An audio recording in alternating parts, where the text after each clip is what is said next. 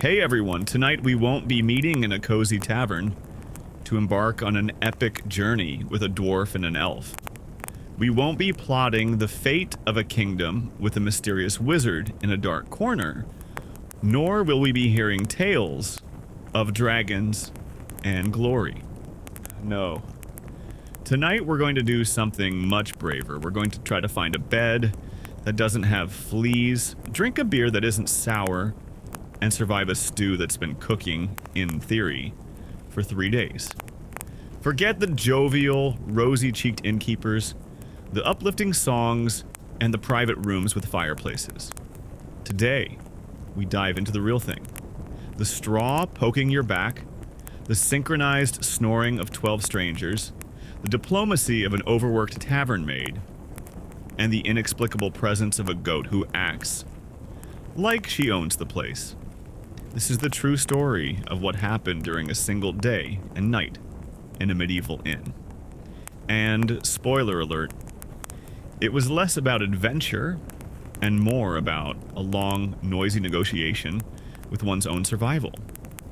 It's a full-length saga that will take us from the innkeeper's melancholic awakening to the knight's poor decisions and the suspicious silence of dawn. So before you order your mug, take a moment to like the video and subscribe. But as always, only if you genuinely enjoy what I do here. And let me know in the comments where you're watching from tonight. It's always nice to know who's sharing the table with us. Now, dim the lights, perhaps pour yourself a beverage of your choice, and let's find a place by the fire. You don't wake up. You're summoned back to consciousness by a symphony of misery rising from downstairs.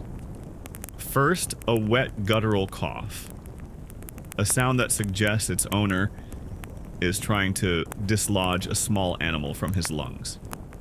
There's a dull thud, probably the coughing owner falling off a stool, and the unmistakable panicked clucking of a chicken, which has somehow re-entered and is now making a dramatic escape out the front door. You open one eye. The darkness in your room is not complete. It is a thick, milky gray. It is the hour before dawn, that purgatory in time that is neither night nor day. You sit up slowly, your body protesting in a series of creaks and groans. Your back in particular feels as if it has spent the night in a contest with a straw mattress, and lost conclusively. The mattress, your nocturnal adversary, smells familiarly of dry straw, dust, and the ghost of all the beer that has ever been spilled in this inn. The blanket covering you is coarse wool, perpetually slightly damp, and exudes a comforting aroma of garlic and disappointment. Getting dressed is an act of muscle memory, not fashion. The linen tunic, whose original color has been lost to history, comes first. The woolen trousers, patched at the knees with a scrap of other fabric, come next. The belt.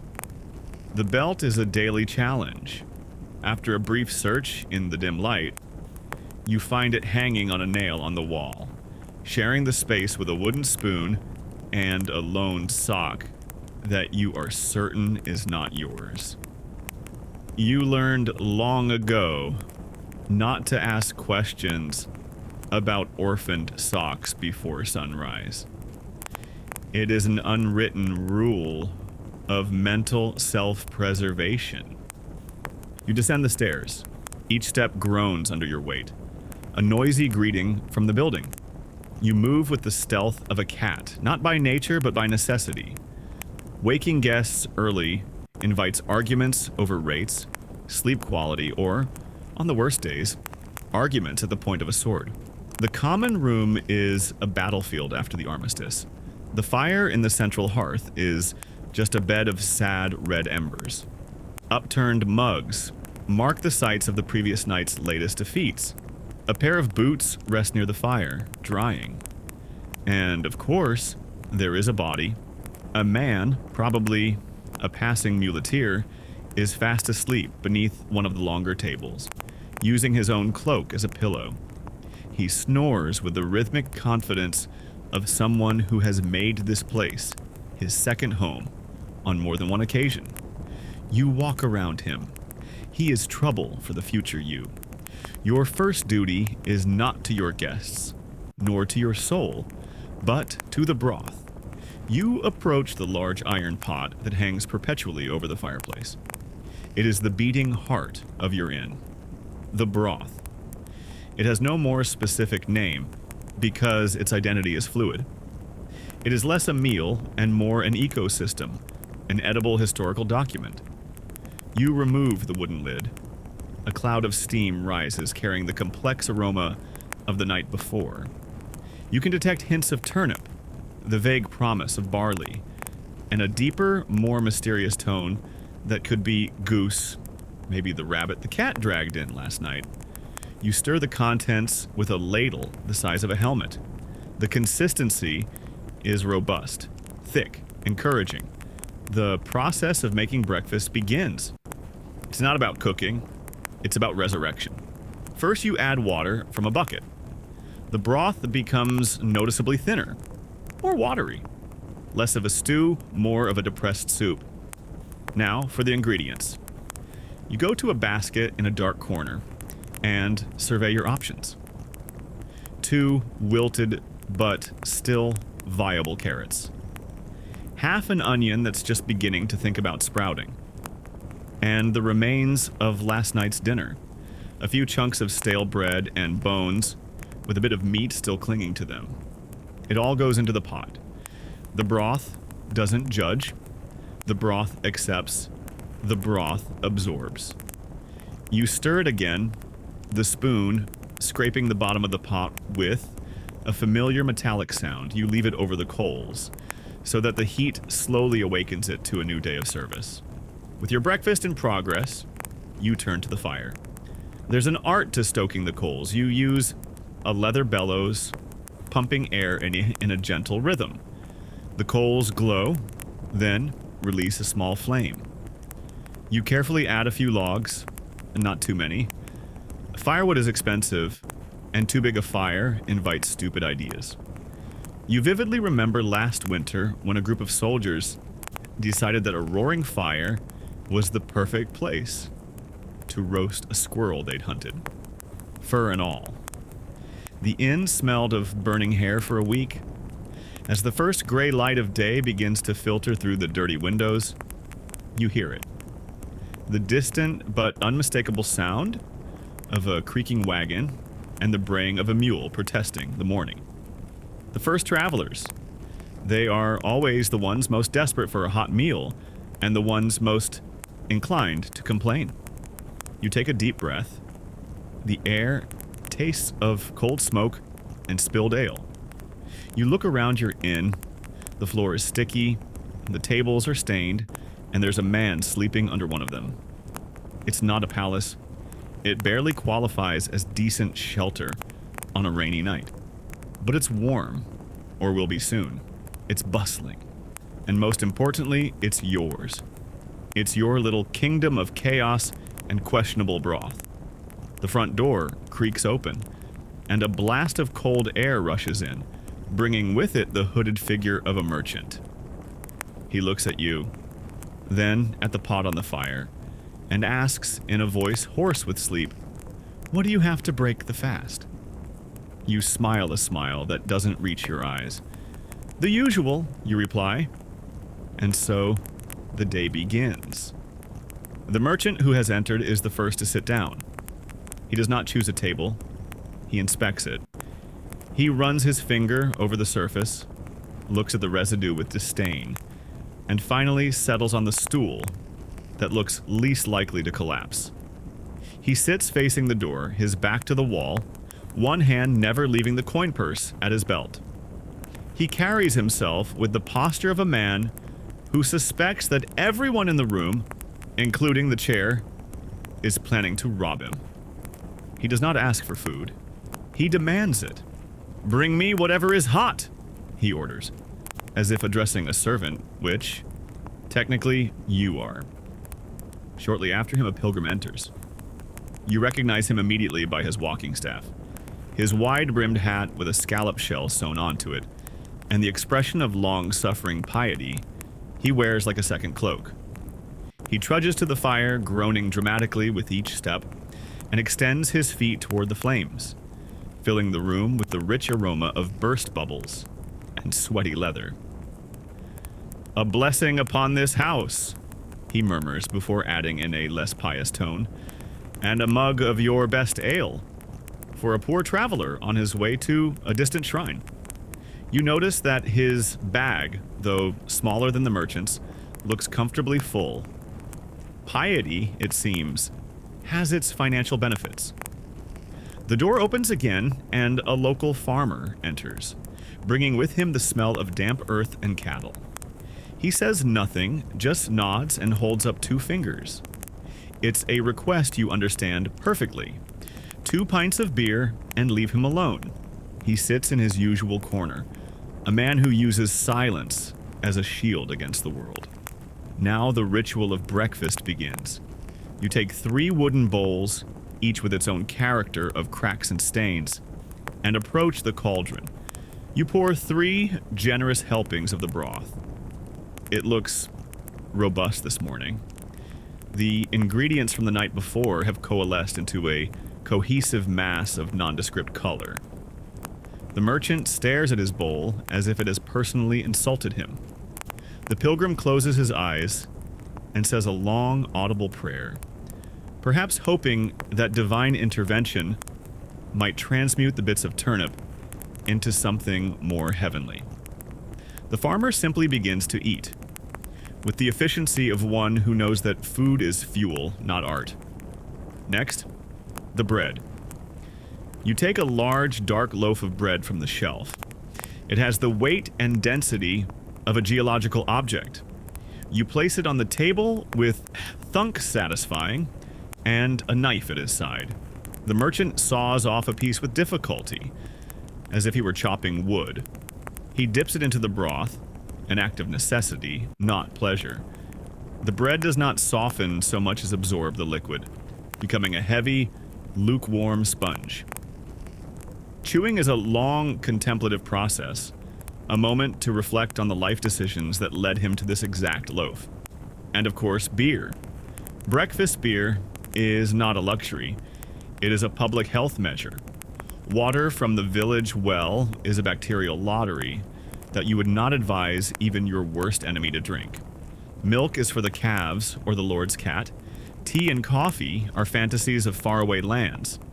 Beer, however, is safe. The boiling during the brewing process kills most germs. It is weak, low alcohol, what the locals call small beer. But it is nutritious. It is liquid bread. It is a source of calories that will help you get through to lunch. You pour mugs for everyone. No one bats an eye.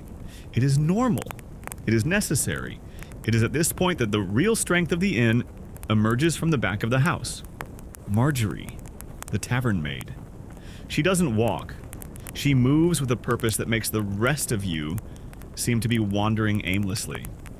She's in her early 20s, but her eyes hold the weary wisdom of someone who has heard every excuse, every bad pickup line, and every complaint about turnips that humanity has to offer. She passes the merchant's table, setting down an extra mug of ale without being asked. "You'll need it," she says. And it's not a suggestion, it's a fact. She approaches the pilgrim, who is now complaining that his broth doesn't have enough salt. Marjorie points to the bowl of salt on the table. "Use it," she says with a finality that ends the conversation. The pilgrim, who was probably about to ask for a discount for his holy journey, decides that the broth is perfectly seasoned after all.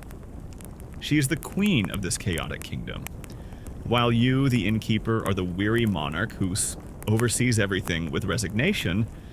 Marjorie is the prime minister who makes things happen. She knows how to read her customers. She knows when the merchant will try to pay with a foreign currency of questionable value. She knows when the pilgrim will try to pay with blessings, and she knows when the farmer will pay exactly what he owes quietly before disappearing back into his fields. The dynamic between you is a silent dance. You tend the fire and the broth. She tends everything else. You communicate with nods, glances, and occasionally a shared sigh that says 1,000 words. She's the only reason the inn doesn't collapse into a chaos of unpaid mugs and disgruntled guests. Breakfast is over. The merchant pays after a brief and doomed attempt to haggle over the price. The pilgrim, seeing Marjorie's look, miraculously finds some coins in his purse. The farmer leaves his coins on the table and leaves. The bowls are empty, the mugs too. The sun is now higher in the sky, illuminating the dust particles dancing in the air of the common room. No one has died of poisoning, everyone is at least partially fed, and a few coins have gone into the purse. By medieval standards, it was a successful breakfast, worthy of a ballad. But the day has barely begun. The morning calm is about to be broken by the noisy midday tide, and you suspect that the goat is about to make its first appearance of the day. It always shows up for lunch. The calm that follows breakfast is a lie. It is a tactical pause, a deep breath that the inn takes, before diving headlong into the midday madness. The sun is now high, and with it come not only travelers, but locals. The inn transforms from a mere refueling station into the pulsating, noisy center of village life. The volume increases gradually, then all at once. The door creaks with each new arrival. The sound of conversations overlaps, creating an indecipherable human hum. Mugs clatter against wood with emphasis. A chair scrapes, its sharp protest echoing through the room. The air, previously smelling only of smoke and broth, now takes on new notes. The smell of work sweat, of wet leather, and the faint scent of horse dung coming from the boots of the newcomers. And with the crowd comes the Orchestra of Chaos, our resident artists. The first to make his entrance is Lorik the Bard. He doesn't just walk in, he speaks. With a flourish of his patched cloak and a smile he probably practiced on a bucket of water, he positions himself in the center of the room. His lute, an instrument that looks like it survived a minor battle and was lost, has only 4 of its 6 strings, but Lorik makes up for the missing strings with enthusiasm. He believes his talent is a gift from the gods. You, the innkeeper, suspect that the gods have a very cruel sense of humor. Unbidden, he strums a dissonant chord and launches into The Ballad of the Broken-Hearted Cheesemaker, a song that rhymes love with pain 7 times in the first verse. No one applauds. No one stops him. He is part of the furniture, a noisy, out-of-tune piece of furniture. Soon after, Brother Thomas, the local monk, enters. He moves with performative humility, head bowed, hands clasped in front of him. He blesses the doorway, the nearest bench, and a dog sleeping near the fire. He finds the darkest corner to sit in, a gesture of modesty, and announces in a voice loud enough for all to hear that he is on one of his fasting days, a spiritual ordeal to purify the soul. As he describes the merits of an empty stomach, his eyes never leave the pot of broth, which is now bubbling merrily over the fire. Lunch is served, and lunch, of course, is the broth. It has evolved since breakfast. Marjorie, your queen of chaos, has found some questionable-looking mushrooms and added them to the mix, along with the rest of the carrots. It now has a more earthy color and a smell that suggests forest. You serve it, and the room fills with the sound of wooden spoons hitting bowls. It is now that the inn's social ecosystem reaches its peak. At one table, 2 wool merchants, who hate each other but are forced to do business together, argue over the price of shearing wool. Their voices rise with each mug of ale. At another, the village blacksmith, a man whose laugh is a seismic event, tells a crude joke that makes the other craftsmen choke on their ale. The morning pilgrims, now replenished, are comparing the sanctity of their respective pilgrimage destinations, each trying to outdo the other in miracles witnessed and hardships endured. And then she arrives. The real owner of the place, the goat. No one knows where she came from. One day, she just appeared. Marjorie named her Agnes, after a particularly stubborn aunt. Agnes doesn't ask permission. She enters the inn as if she's inspecting its property. She ignores the surprised cries of the new guests and walks with purpose. Her destination today is the bard's table. Lorik is so immersed in his performance that he doesn't notice her until she starts nibbling on the end of his lute. The ensuing struggle between man and beast for possession of the instrument is far more entertaining than the original song. The inn is now in full swing, a living, breathing organism. A child who has escaped his mother's supervision chases a chicken between the tables. A game of dice begins in a corner, with bets ranging from copper coins to promises of future work. Brother Thomas, the fasting monk, accidentally accepts a bowl of broth from a charitable traveler who insists. It would be a sin to refuse an act of charity, the monk explains to no one in particular, before devouring the stew with unspiritual fervor. Marjorie glides through this pandemonium with preternatural grace. She pours, wipes up a spilled beer with her foot, breaks up a dice fight with a single icy stare, and still manages to remember that the farmer in the corner needs a refill. She is the calm center in the eye of the storm. The goat Agnes, having given up the lute, has now found a new target. A minor nobleman, asleep in his chair after too much ale. She is methodically eating the tip of his beard. No one warns him. Some things, everyone silently agrees, a man must discover for himself. You watch it all from behind your counter, your sanctuary. You've seen it all before. We'll see it all again tomorrow. This chaos is not an anomaly. It's the natural state of your inn. It's the sound of business. The sound of humanity in all its noisy, hungry, slightly drunken glory. The lunch rush is over. The locals begin to return to their workshops and fields. The travelers, full of broth and ale, fall into a drowsy stupor. The bard is tuning, or further detuning, his damaged lute. The monk is snoring softly in his corner. The goat is now sleeping by the fire, content with his beard snack. The room is a mess, but it's a living mess. You grab a mug and pour yourself a small serving of beer. You've survived another half day. Barely. But the day is still young, and you know that the night will bring its own crop of bad decisions and even worse songs. If the inn has a soul, or at least a functioning brain, it resides in the figure of Marjorie, the tavern maid. The innkeeper, its paper master, may own the walls, the leaky roof, and the perpetual broth. But it is Marjorie who commands the soul of the place. She is the invisible pillar that keeps the entire structure from collapsing into a pile of splintered wood, complaints, and spilled ale. No one knows for sure how old she is.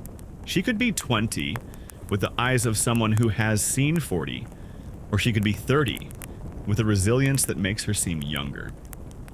Her origins are an even greater mystery. She turned up a few years ago, walking down a dusty road, and simply set to work with such frightening efficiency that the innkeeper couldn't bring himself to turn her away. Some whisper that she ran away from a convent. Others that she is the widow of a soldier. Marjorie never confirms or denies. She merely raises an eyebrow, which is usually enough to end any line of inquiry. What everyone knows is that without her, this place would be uninhabitable. She moves around the common room not like a servant, but like a general on the battlefield. Her movements are an economy of effort honed by practice. She can carry 5 full mugs in one hand, use the other to clear a table, and with a subtle movement of her hip, close a door that a customer forgot to open, all while mentally calculating change for a merchant who has paid her with a mix of currencies from 3 different regions. Her mind is a fortress. She remembers the face of every traveler who has ever tried to leave without paying. She knows, just by the way a man holds his mug, whether he is going to cause trouble, fall asleep, or try to recite poetry. She is a reader of men, a survival skill, far more valuable than knowing how to use a sword. The innkeeper trusts her judgment more than he trusts his own locks. If Marjorie says a guest has a funny look in his eyes, that guest will sleep in the stable no matter how many gold coins he has. Your diplomacy is a sharp weapon, and your main tool is the look. It's not a look of anger, it's worse. It's a look of deep, weary disappointment. A look that communicates with crystal clarity. I've seen smarter men than you try stupider things than this. Don't waste my time. This look has stopped knife fights, silenced the most insistent bards, and, according to legend, once made an overly arrogant knight apologize to the chair he tripped over. Her skill at dodging is legendary. The wandering hands of drunken travelers find only air where she had been a second before. A rude compliment is met with a smile so empty and devoid of warmth that the offender suddenly feels very cold and sober. It is said that once a particularly bold mercenary tried to give her a pat on the head. He woke the next morning with his boots nailed to the ceiling above his bunk.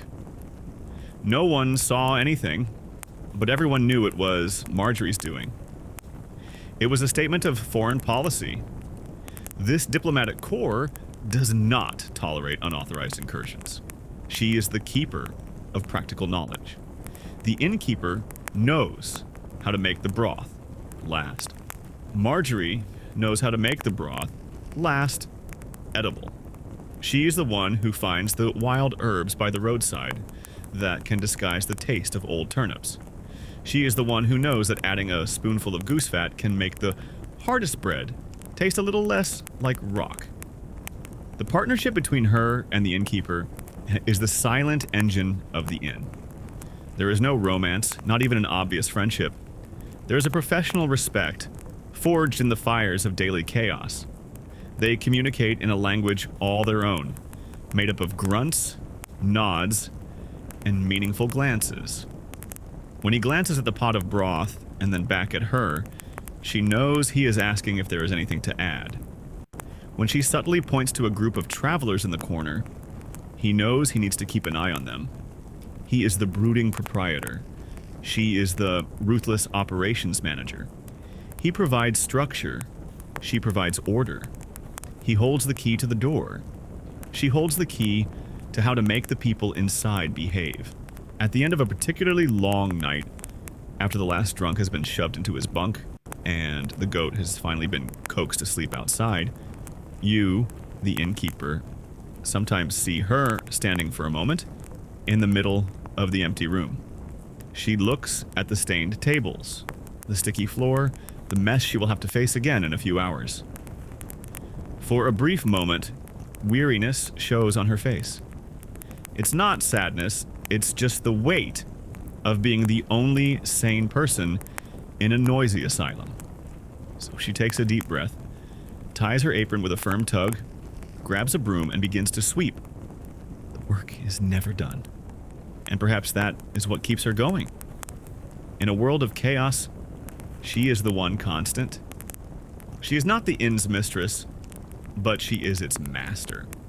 And everyone, from the passing nobleman to the resident goat, knows it. Dinner, to absolutely no one's surprise, is caldo. It has now reached the pinnacle of its daily development.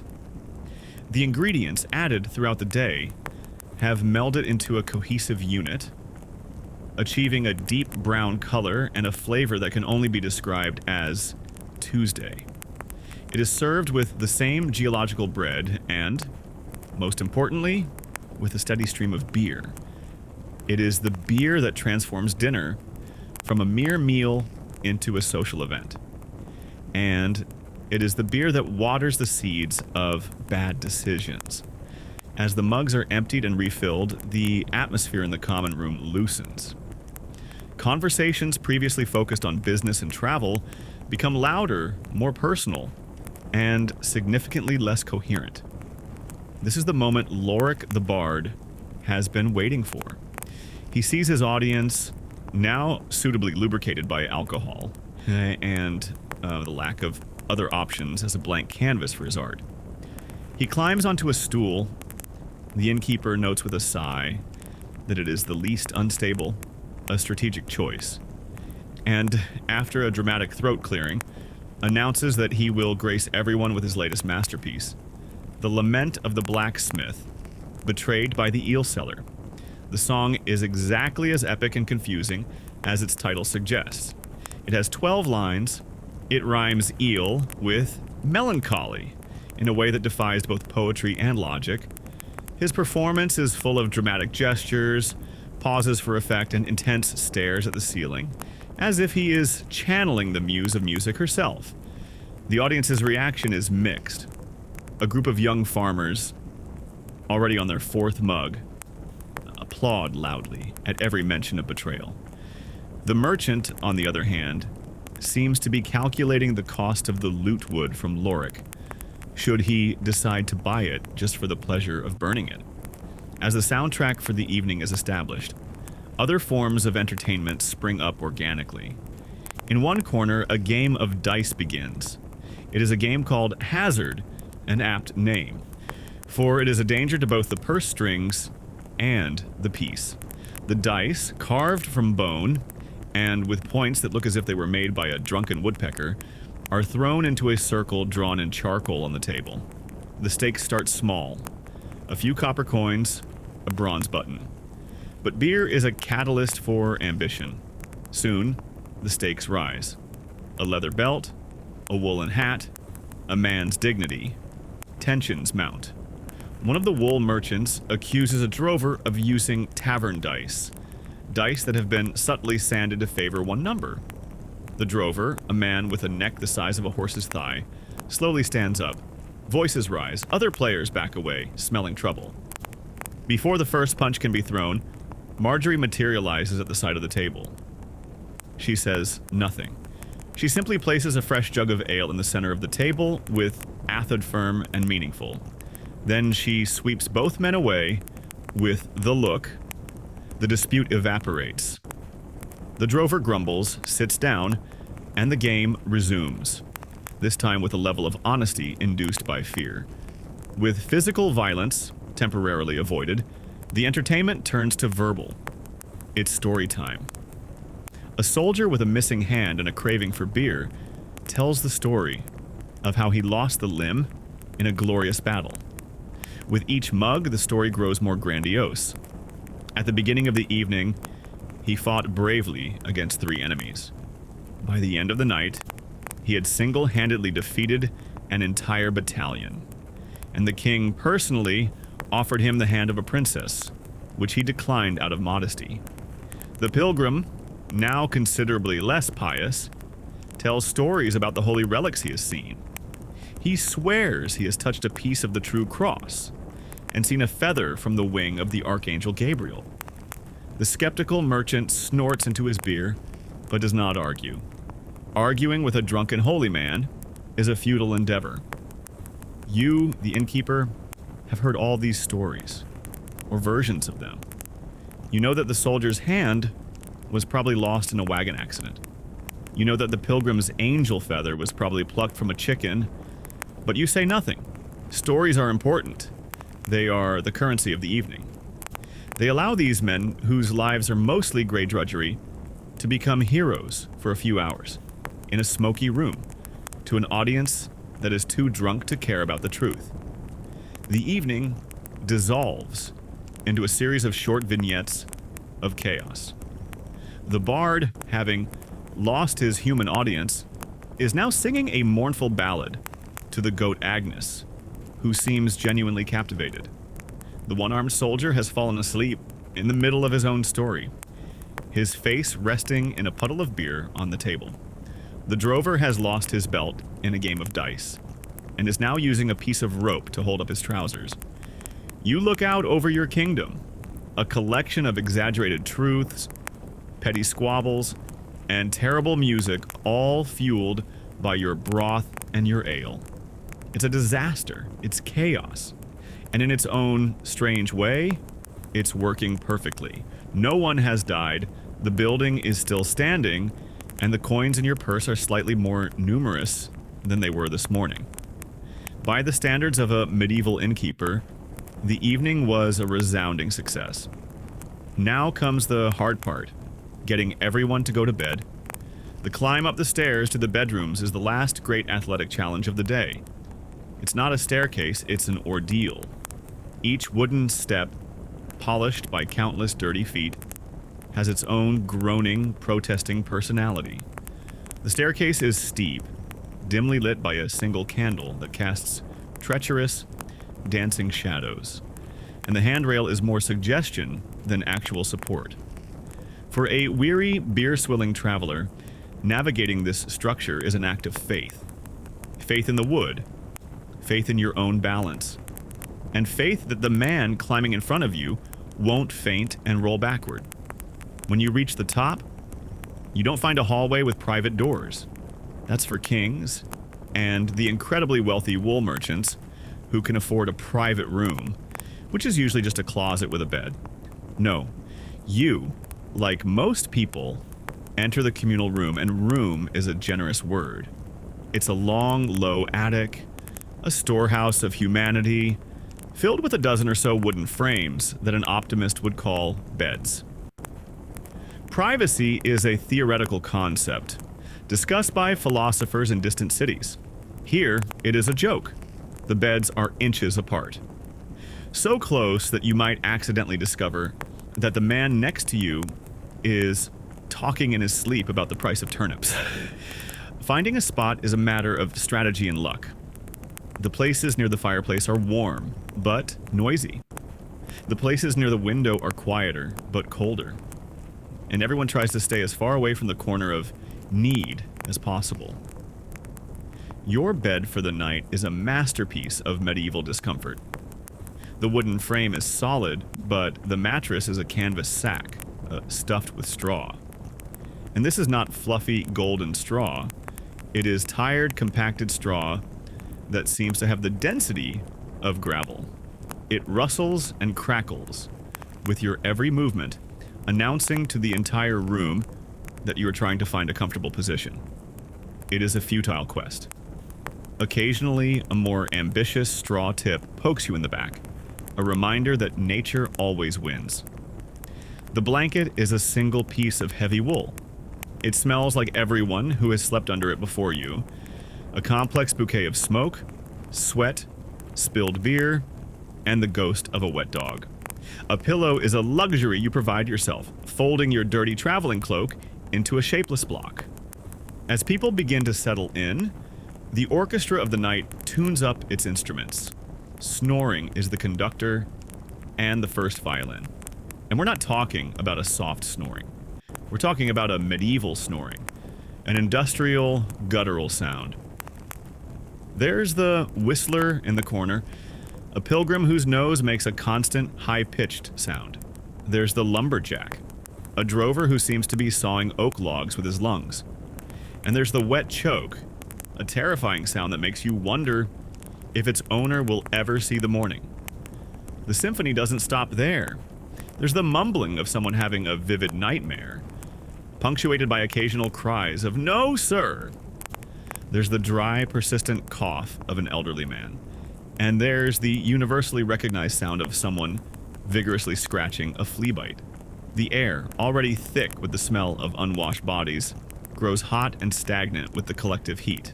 It's a human greenhouse. Someone, in an act of desperation, opens the small window, allowing a blast of frigid night air to rush in, along with the hooting of a curious owl that now refuses to come out. And of course, there's the chamber pot.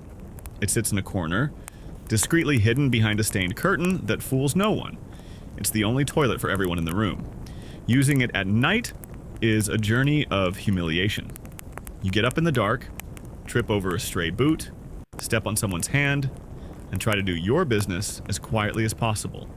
knowing that everyone else in the room is awake, listening, and judging you.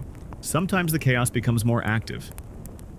A drunk traveler who has fallen asleep downstairs comes upstairs and, convinced that his bed has been stolen, tries to pull another man out of his place.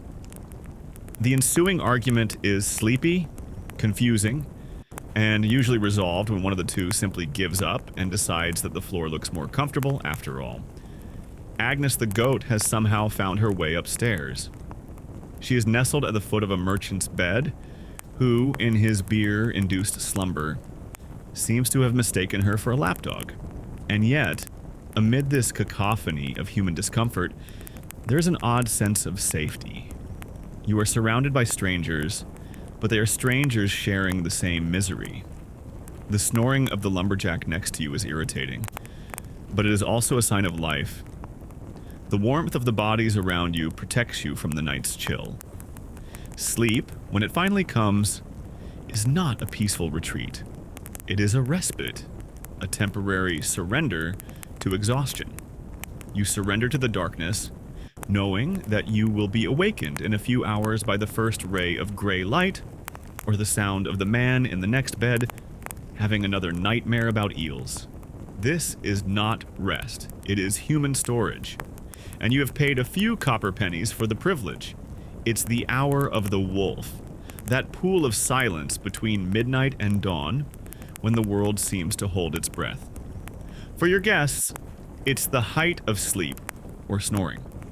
For you, the innkeeper, it's the time for your most important work, the patrol. You don't wake up because you've never really fallen asleep. You've just drifted into a state of dormancy, sitting in your high-back chair behind the counter, which has become more of a couch to you than your own bed. You open your eyes. The common room is plunged into thick darkness, broken only by the pulsing red glow of the dying embers in the fireplace. Lighting a tallow candle is the first act. The small, flickering flame casts long, dancing shadows that transform the familiar room into a strange and unfamiliar place. The benches look like crouching creatures. The mugs on the shelf glow like eyes. Your inn, at night, has a life of its own. The ritual begins. First, a perimeter check. You walk silently through the common room. The man who slept under the table is still there, now emitting a soft whistle with each exhalation. You consider him part of the inventory. You approach the front door. As always, the wooden bolt is loose.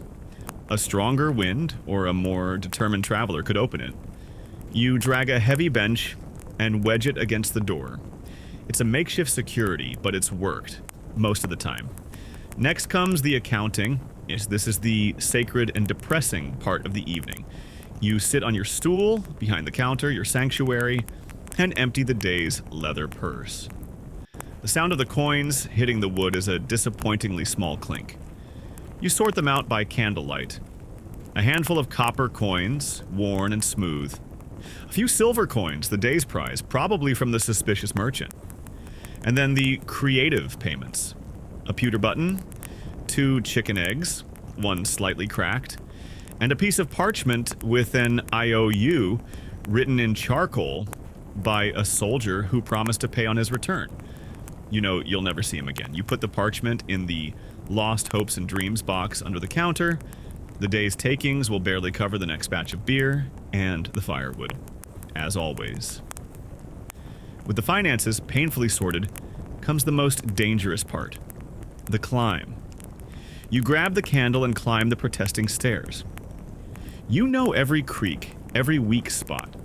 You tread lightly, a ghost in your own house. You stop outside the communal room. You don't need to go in. You just listen. The room breathes. It's a single organism, noisy and smelly. You hear the whole concert. The pilgrim's high-pitched whistle, the drover's rhythmic saw, the old farmer's wet cough. Occasionally a murmur. Someone talking in their dreams. All of this, to you, is the sound of normality. Silence would be much more frightening. Silence would mean something is wrong. But there are other sounds. The soft scratching within the walls. The rats. Your oldest and most consistent tenants. They pay no rent, but they are silent partners in your profits, always taking their share of the sacks of grain in the warehouse. You made your peace with them long ago. As long as they stay in the walls, they can stay. You notice a cold draft. The bedroom window, which you're sure you closed, is open again. Someone must have gotten up, seeking fresh air to combat the human scent concentrated inside. You sigh. This means that rain, if it comes, will come in. You make a mental note to check for puddles in the morning. And then you notice her absence. The goat, Agnes. Oh, you saw her fall asleep by the fire before you dozed off yourself. Now, she's not there. A small knot of panic forms in your stomach. A goat loose in your inn in the middle of the night could lead to any number of interesting disasters. She could be in the store feasting on your flour. She could have knocked something over in the kitchen. You quietly go downstairs and begin your search. You find her in the most unlikely place. The private chamber, the expensive room the wool merchant has rented, has its door ajar. And inside, sleeping peacefully on the merchant's luxurious traveling cloak, is Agnes.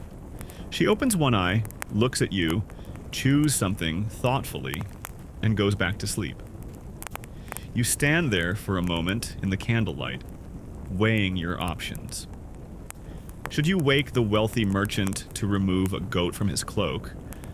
Or should you let him sleep and deal with an angry customer and a goat-smelling cloak in the morning? The decision is easy. You close the door softly. Agnes has earned her place. The merchant will have an interesting story to tell, and perhaps learn how to close his door properly. The patrol is complete. You descend the stairs one last time. The inn is quiet, troubles contained, disasters postponed. You blow out the candle, plunging the room into near total darkness, broken only by the dying embers. You settle into your chair. Behind the counter, you close your eyes, but not to sleep, to listen. You are the guardian of this realm of wood and broken dreams. You hear the groan of the house as it settles. You hear the scratching of the mice. You hear the distant snoring of your guests. Each sound is a note in the familiar song of your life. A song of responsibility, of weariness, and of the strange peace that can only be found in the heart of sleeping chaos. The first ray of morning sunlight is not kind. It is an accusing finger of light that shines through the common room's dingy window, illuminating a scene of contained devastation. It reveals the dust dancing in the air, the puddles of spilled beer that are now sticky surfaces on the floor, and the breadcrumbs scattered as if a small battle had taken place there. The light does not purify, it exposes. From upstairs come the sounds of resurrection. It's not a chorus of hallelujahs, but a cacophony of groans, coughs, and the dull thud of feet hitting the wooden floor. Humanity is waking up, and it's in a bad mood. The guests descend the stairs one by one, looking like survivors of a shipwreck. Their hair is disheveled, their clothes are wrinkled, and their faces wear the mask of hangover and regret. The first to descend is the drover, who lost his belt in the dice game. He now wears a piece of rope and looks at everyone with dark suspicion, as if any one of them could be the thief of his accessory. Then begins the great ritual of morning denial. A collective and convenient amnesia seems to have infected all the overnight guests. I wasn't snoring, insists the pilgrim, whose nocturnal performance could have rivaled the sound of a saw cutting through an oak tree. Someone spilled beer on my cloak, the one-armed soldier complains, ignoring the large dark stain on his own tunic that suggests he was both the source and the victim of the spill. The bloodshot-eyed bard Lorik swears he doesn't remember trying to teach the goat a love song. A muse must have possessed me, he declares with dignity. Marjorie, who passes him with a bucket, merely mutters, "The muse smelled of cheap beer." The chaos reaches its climax when the wool merchant comes down the stairs. He's not moaning. He is furious. He marches up to his counter, holding his expensive cloak, as if it were evidence in a trial. It is covered in coarse white hair. "There was a goat!" he roars. "A goat in my room! In my cloak!" You, the innkeeper, assume your expression of serene, helpless concern. "A goat, sir? How strange! It must have come in through the window." Agnes, the goat, who stands outside the door looking in, looks the picture of capricious innocence. You offer the merchant your deepest apologies, and, as a gesture of goodwill, a single copper coin discount on his bill. He snorts, but the prospect of a prolonged argument is too much for his aching head. He accepts, grumbling about the lack of standards. Now comes the exodus. Paying the bill is the final battleground. Every item is disputed. I only had 3 mugs, not 4. This bread was harder than yesterday's. It's certainly worth less. Yesterday's broth had more substance. Marjorie handles each dispute with the patience of a saint and the memory of a tax collector. Her mental ledger is infallible.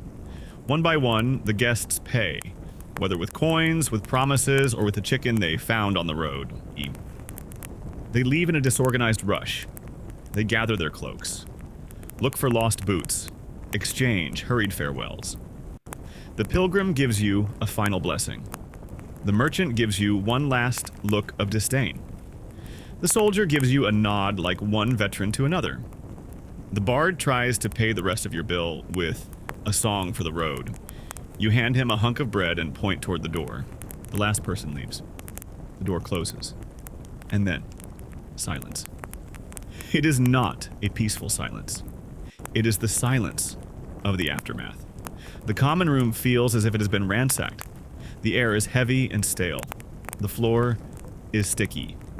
You look out over your kingdom of disorder. The battle is over. Now comes the cleanup. You and Marjorie work in a familiar, almost choreographed rhythm. You sweep the floor, gathering straw, chicken bones, and a craps player's shattered hopes into a single pile. She scrubs the tables with a rough cloth and a bucket of water, erasing the stains and sins of the night before. You don't speak. Work is the only necessary conversation. Slowly, order is restored. The benches are lined up, the mugs are stacked. The room, though still scarred and smelling vaguely of regret, begins to resemble an inn again. The job is done. For now. You sit down on one of the benches, your first moment of rest for the day.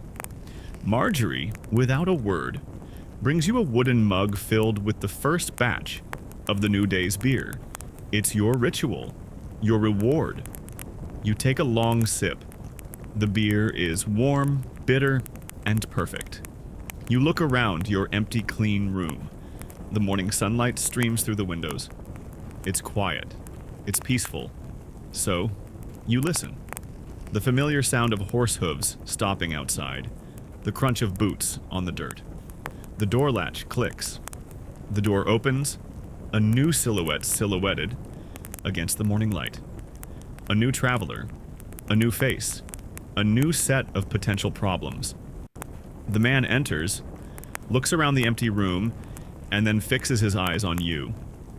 He approaches the counter and asks in a clear, demanding voice, "Does this place serve food?" You look at Marjorie. She looks at you. A universe of shared weariness passes between you in a single instant. You turn to the stranger, a professional and infinitely tired smile forming on your face. You set your mug down on the counter with added suave. "The usual," you say. "We have the usual." The cycle begins again. And so, the cycle begins again.